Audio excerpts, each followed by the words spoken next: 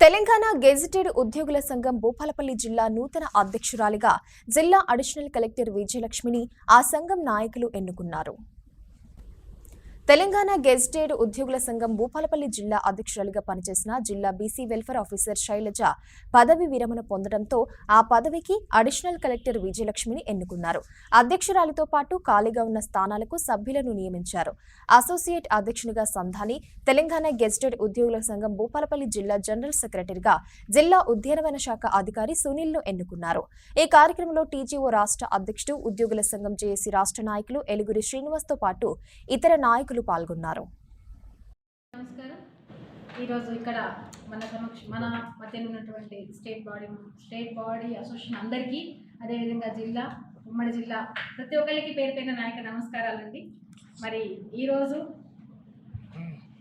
భూపాలపల్లి జిల్లాలో టీజీఓస్ అధ్యక్షులుగా నన్ను ప్రతిపాదించి ఎన్నుకున్నందుకు ఫస్ట్ అందరికీ పేరు పేరున నాయక ధన్యవాదాలు తెలియపరుచుకుంటున్నాను.